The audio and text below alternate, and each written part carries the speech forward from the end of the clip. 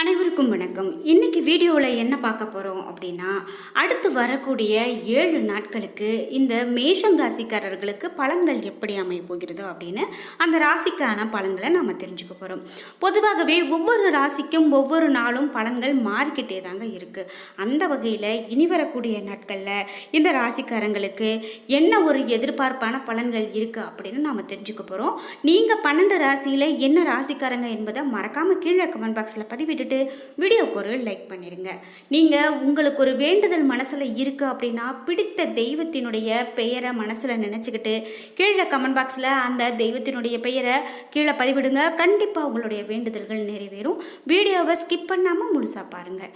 நீங்கள் இன்னும் நம்ம சேனலை சப்ஸ்கிரைப் பண்ணாமல் இருந்தால் சப்ஸ்கிரைப் பண்ணிக்கோங்க. கூடவே இருக்க பெல் ஐகானை மறக்காமல் கிளிக் பண்ணிடுங்க. வாங்க வீடியோக்குள்ளே போகலாம். மேஷராசிக்காரர்களுக்கு பார்க்கும்போது தெளிவுகள் பிறக்கக்கூடிய வாரமாக இந்த மேஷராசிக்காரர்களுக்கு அமையுதுங்க. ராசி அதிபதி செவ்வாய் சனி பார்வையில் ஆட்சி பெறுது. எதிலுமே சுறுசுறுப்பாக நீங்கள் செயல்படுவீங்க. எதிர்பாராத சில புதிய வாய்ப்புகள் கிடைக்கும். செல்வாக்கு, புகழ், அந்தஸ்து, கௌரவம் இவையெல்லாம் உயரும். தனம், வாக்கு, குடும்பஸ்தானம் இவையெல்லாம் பலம் பெறுவதால் செயல்பாடுகளில் பேச்சுக்களில் அனுபவ அறிவு வெளிப்படும். உறவினர்களுடைய வழியில் நிலவிய கருத்து வேறுபாடுகள் மறைந்து போகலாங்க.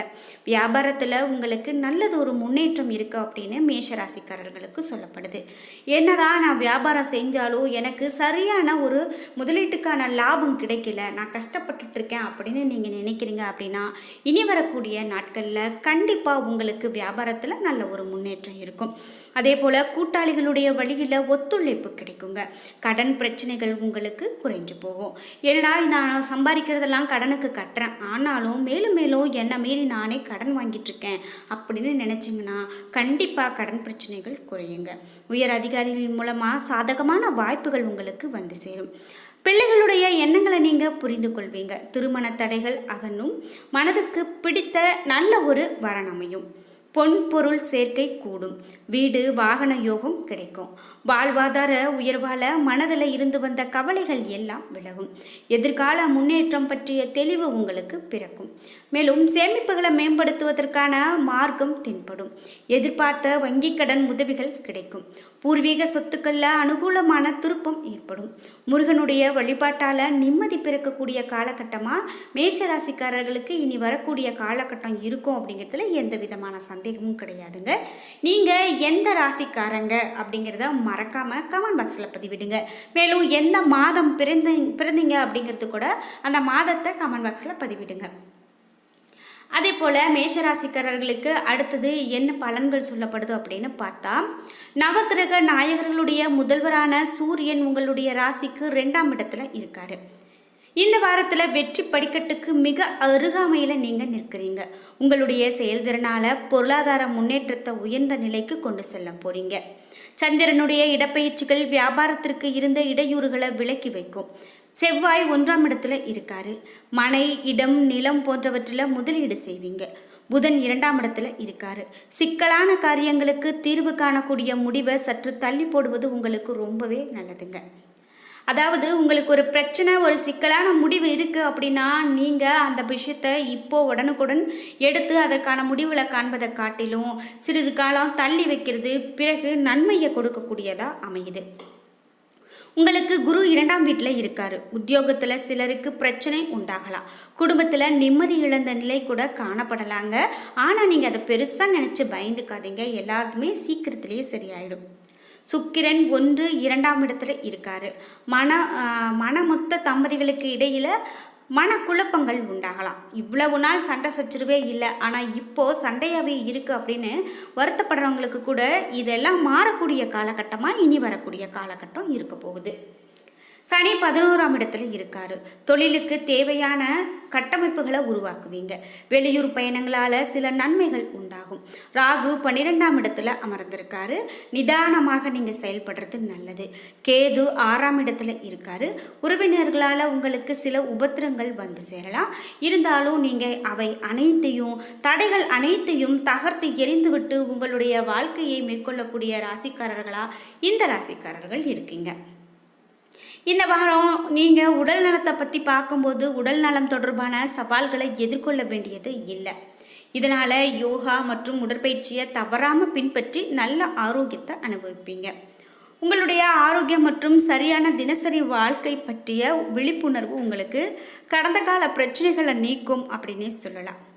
ஏன் அப்படின்னா வியாழன் உங்களுடைய சந்திரனின் 2வது வீட்டில் இருக்கிறதால இந்த வாரம் நீண்ட நாட்கள் முதலீடு செய்தால் நல்ல லாபம் பெறலாம் அப்படின்னு சொல்கிறாங்க. இருந்தாலும் இதற்காக நீங்கள் எந்த முடிவையும் வீட்டினுடைய பெரியவர்களுடைய கலந்து ஆலோசித்த பிறகு தான் எடுக்கணும். நீங்களோ அல்லது குடும்பத்தினரோ வெளிநாட்டில் குடியேற விரும்புனீங்க அப்படின்னா இந்த யோகம் ஜாதகத்திலும் இருந்தால் இந்த வாரம் நீங்கள் இந்த வேலையில் முழுமையாக வெற்றியை பெற முடியும். ஏன் அப்படின்னா இந்த காலகட்டத்தில் சிறப்பான சாதகமான வாய்ப்புகளை உருவாக்கி வரீங்க. இத்தகைய சூழ்நிலையில் இந்த காலகட்டத்தில் வழக்கத்தை விட அதிக முயற்சிகளை மேற்கொண்டால் வெளிநாட்டில் குடியேறக்கூடிய கனவு உங்களுக்கு நிறைவேறும். நிறைய பேருக்கு வெளிநாட்டில் குடியேறது கனவாகவே போயிடும். அதாவது நான் இந்த நேரத்தில் நான் போய் இதுக்கு எல்லா ஏற்பாடெல்லாம் செஞ்சேன், ஆனால் அது நடக்கலை, எனக்கு ரொம்ப பிரச்சனையாக இருக்குது, நான் என்னுடைய லட்சியமே இதுதான் அப்படின்னு நிறைய பேர் நினச்சிட்ருப்பாங்க. ஆனால் அது எப்போ கைகூடும் அப்படிங்கிறது ஜோதிடர்களால் கண்டிப்பாக சொல்ல முடியும். ஏன்னா நிறைய பேருக்கு இந்த வெளிநாடு கனவு அப்படிங்கிறது நினைத்த எல்லாருக்குமே சாதகமாக கிடைக்கிறது கிடையாது. அதனால் உங்களுடைய ஜாதக ரீதியாகவோ இந்த ராசிக்கு தகுந்தாற் போல் எப்படிப்பட்ட விஷயங்கள்லாம் இருக்குது அப்படிங்கிறத நீங்கள் பார்த்து தெரிஞ்சுக்கிட்டு அதன் பிறகு இப்படி மேற்கொள்வது உங்களுக்கு ரொம்ப ரொம்ப நல்லது.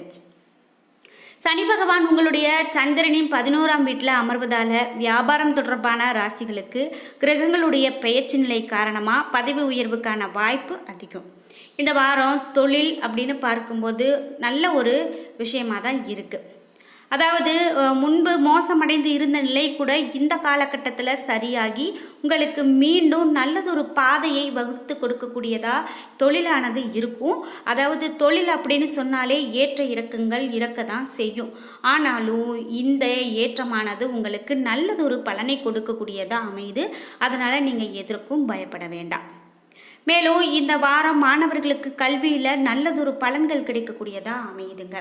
ஏன் அப்படின்னா இந்த நேரத்தில் நீங்கள் உங்களுடைய முந்தைய கடின உழைப்பின் பலனாக நிறைய விஷயங்களை பெற்றிருப்பீங்க.